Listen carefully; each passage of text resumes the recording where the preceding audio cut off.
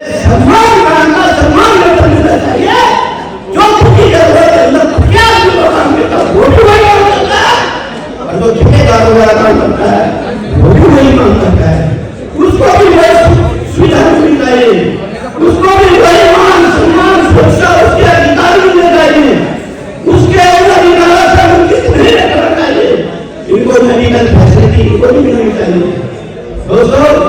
लेकिन अपनी बात उठाने के लिए हमें लड़ाई लड़नी पड़ेगी, संघर्ष करना पड़ेगा, और वो संघर्ष आप में से जो साथी आ सकते हैं वो आ जाए। सोमनाथ आदि से कल दोपहर बाद 3 बजे हम मिलेंगे, और आप में से जो एक मिनट का और बता दो। भाई लोगों ने कहा हम आपके सामने सबसे आएंगे, ठीक है दोस्तों, चाहे जो मजबूरी हो अरमान हमारी पूरी हो। साथियों, हमारे जो सामाजिक यूनियन है उनके साथीगण आए और शोक समय के उन्होंने इतने बड़े कार्यक्रम के आयोजन करने में मदद की। मैं म्यूनसिपल कांग्रेस यूनियन का वीरेंद्र गौड़ जी का और देवेंद्र भाटी जी का, राठौर जी का, कृष्ण गोपाल जी का हार्दिक रूप से धन्यवाद करता हूँ। और इन्हीं जो डिपार्टमेंट मजदूर संगठन की तरफ से माननीय वीर प्रकाश जी जो अध्यक्ष हैं उनका धन्यवाद करता हूँ, और सुशील चंदेल जी, राजपाल जी और उनके यूनियन के तमाम साथी महेश जी, उन सबका हार्दिक रूप से धन्यवाद करता हूँ कि उन्होंने इस थोड़े समय में एक बड़े आयोजन को सफल बनाने में पूरी मदद की, और जिसका हमें अच्छा फल मिलने का आसार दिखाई दे रहा है। मैं उनका दोबारा से दिल से धन्यवाद करता हूँ। साथियों को, सारी यूनियनों को, यूनिसेफ को एक मंच पर लाकर जो हमारे साथियों के साथ समस्याएं और परेशानियां आ रही है उसको दूर करने के लिए भरपूर प्रयास किया। इनकी बहुत धन्यवाद। नमस्कार दोस्तों, हमारे बीच वेद प्रकाश जी हैं, सफाई कर्मचारी हैं। उनको लेके जो है बहुत सी समस्याएं हैं, सरकार सुन नहीं रही है। यहाँ पर कॉन्स्टिट्यूशन क्लब ऑफ इंडिया में उन्होंने प्रेस कॉन्फ्रेंस की जिसमें अपनी समस्याओं को रखा। आइए हम वेद प्रकाश ये जानना चाहते हैं कि असली जमीनी हकीकत जो है शिविर कर्मियों की कैसी है, और क्या ऐसी स्थिति आ गई जबकि देश 75वां अमृत महोत्सव काल मना रहा है। आज भी जूझ रहे हैं आप उन हालातों से। आज की जो हालात है शिविर कर्मचारियों की बहुत ही खराब है, क्योंकि जो ठेकेदारों द्वारा जो कर्मचारी लगाए गए हैं वे 3 साल से 7 साल से 8 साल से वो लगातार काम करते आ रहे हैं, और उनको पूंजीवादियों के हाथ में सौंप दिया।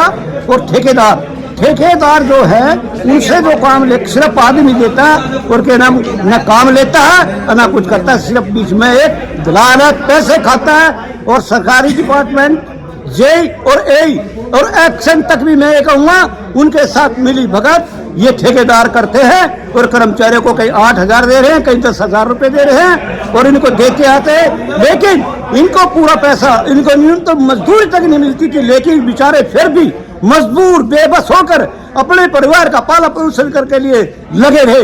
लेकिन अब फिलहाल स्थिति ऐसी आ गई है कि इन कर्मचारियों को हटा दिया गया है। इनके साथ जो अत्याचार है, हम ये कहते हैं कि इन कर्मचारियों को लगाया जाए और ठेकेदार को बीच में से हटा के वो सीधा जल बोर्ड रखे, और इन पैसों को कम से कम न्यूनतम मजदूरी को मिले, इनके बच्चों का पालन पोषण हो। ये भी अच्छा खाना चाहते हैं, ये भी अपने बच्चों को अच्छा कपड़ा पहनाना चाहते हैं, लेकिन करे क्या। आज भी दलित वाल्मीकि समाज जो शिविर सफाई कर्मचारी हैं, आज भी ये पूंजीवादी लोग और सरकार अपना गुलाम बनाना चाहती है, गुलाम बन के रखना चाहती है, ताकि ये आगे ना बढ़े और ये ऐसे काम करते रहे। तो हमारी सरकार से और डिपार्टमेंट से सर्वयोग से प्रार्थना है कि हमारे कर्मचारियों को इस अत्याचार और इस जुल्म से बचाकर और इनको सीधा जेल बोर्ड में रखा जाए। शिविर कर्मचारियों को मान सम्मान सुरक्षा और उपकरण दिए जाए। इन लोगों को इनका मेडिकल इंश्योरेंस होना चाहिए, इनका पीएफ कटना चाहिए, इनके आई कार्ड होने चाहिए, और समय पे इनको वेतन मिलना चाहिए। इसी ये लड़ाई ये तुरंत अब है क्योंकि ये लड़ाई बहुत नाजुक आ चुकी है कि कर्मचारी एकदम बच गया और बेचारा फंस गया, अपने बच्चों का पालन पोषण कैसे करे जो 3-3 2-2 महीने से घर बैठे हुए हैं। एक तरफ तो सरकार 2047 की आजादी का 100वां साल मनाने की तैयारी में लगी हुई है, 75वां अमृत महोत्सव काल चल रहा है, 75 साल हो गए हैं, उससे ऊपर चल रहा है, और आज भी आप इस समस्या से जूझ रहे हैं। आखिर कहाँ कमी है? कमी यही आती है, या तो राजनीतिक लोग या डिपार्टमेंट दोनों ही मिलकर या पूंजीवादी लोग मिलकर ये कहना चाहते हैं कि मानता 75 साल देश की आजादी को हो गया, लेकिन आज भी दलित गुलामी की जिंदगी जी रहा है। क्यों? ये नहीं चाहते कि ये लोग उठे और बराबरी का दर्जा इनको मिले और इनके बच्चे पढ़ें लिखें, वे भी कहीं डॉक्टर भी बन सकते हैं, IAS भी बन सकते हैं, कुछ भी बन सकते हैं, टीचर लग सकते हैं, कम से कम ना लगे तो कम से कम सुपरवाइजर लग सके या सरकारी नौकरी मिल सके, उनके बच्चों का पालन पोषण से। सरकार ने इस विषय में कभी नहीं सोचा, बल्कि गुमराह करती है और झूठे आश्वासन देते हैं कि हमने इतने 1000 कर्मचारियों को लगा दिया, कर्मचारियों को इतना वेतन दे रहे हैं, ये सम्मान वेतन और सम्मान काम दे रहे हैं, इनका पैसा इनके खाते में भिजवा रहे हैं, लेकिन कर्मचारियों को कुछ नहीं मिल पा रहा। और अब स्थिति आ गई है कि ठेकेदार द्वारा जो लगे कर्मचारी थे वो जल बोर्ड ने हटा दिए और उन लोगों को ना कोई सैलरी मिल रही और ना पैसे। उनकी स्थिति बहुत बुरी है। सरकार से और डिपार्टमेंट से मैं ये विनती करता हूँ कि इनकी समस्या का हल करें, इसको दूर करें, इनको नौकरी पे ली जाए, यही हमारी प्रार्थना है। आप संघर्षरत हैं और बहुत प्रयास कर रहे हैं ताकि जो है इस जनता को जो है न्याय मिल सके। मैं तो ये मैं कहूँगा, चाहे सरकार कोई भी हो, चाहे वो सेंटर में हो चाहे दिल्ली सरकार हो, लेकिन दिल्ली सरकार अगर भारत सरकार ये सोचे कि मजदूरों के हितों की लड़ाई है, मजदूरों को इनका वेतन मिलना चाहिए, मन को मजदूरों को ऊपर उठाना चाहिए, इनकी समस्या करेगी तो दिल भारत सरकार करेगी। किसी भी प्रदेश की सरकार कुछ नहीं कर सकती। जो भी इन्होंने कहा कि हमने कुछ ऐसी चीज लाई है, संविधान में कुछ बदलाव किया है, तो हम कहते हैं ये भी बदलाव कीजिए, क्योंकि इन्होंने ये जो रिक्त वर्ग जो सभी वर्ग सफाई कर्मचारी वर्ग है, चाहे वो कुछ करते हैं, निर्माण का काम हम करते हैं, सफाई का काम हम करते हैं, इनके बच्चों को इनको स्वस्थ रखते हैं, इनके घर की सफाई करते हैं, रोड की सफाई करते हैं, सीवर की सफाई करते हैं, और खुद ऐसी जिंदगी जीते हैं कि जब आदमी 60 साल तक बहुत मुश्किल जीता है, क्योंकि श्वास के द्वारा जो बीमारी इनके अंदर पैदा हो जाती है, फेफड़ों के अंदर, और के नाम इनकी किडनियां तक खराब हो जाती हैं, काना से कम सुनना कर्म होता है। लेकिन भारत की जनता को सुरक्षित रखने के लिए अपने आप को बीमारी की धूम में जोड़ देते हैं, लेकिन सरकार ने आज तक मजदूरों के लिए कुछ नहीं किया, ना कुछ नहीं। लेकिन आपने जो अब ये आवाज उठाई है तो इसमें कहीं न कहीं लगता है कि सरकार जागरूक होगी और आपको न्याय मिलेगा। हाँ, हमें लगता है अगर हमारी बात सरकार तक पहुंचेगी तो हमें उम्मीद है शायद हम दलित वर्ग और सफाई कर्मचारियों के हितों के बारे में सोचे और समझे और उनके लिए कुछ न कुछ जरूर करें। आपने कॉन्फ्रेंस की है, लेकिन कहीं न कहीं आप जंतर मंतर पे ये धरना दें ताकि जो है सरकार समझे कि ये धरने पे क्यों बैठे। क्या आपने ऐसा किया? हमने कई दफा जंतर मंतर पे धरना दिया, लेकिन आश्वासन दिया, लेकिन अब भी जो कर्मचारी हटे हैं, जो बेचारे जितनी भी इनको मिलता था सैलरी उसी के साथ गुजारा करते थे, भी हट गया, तो हम जंतर मंतर तक भी धरना देंगे।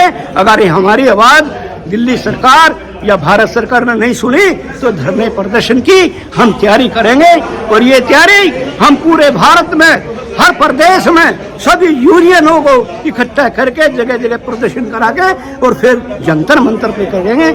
ये हमारा अगली सोच है। बहुत अच्छा आपने प्लान बनाया है, क्योंकि सरकार जो है कहीं न कहीं एक चिंगारी उठती है तो उस पर ज़रूर मोदी जी संज्ञान लेंगे।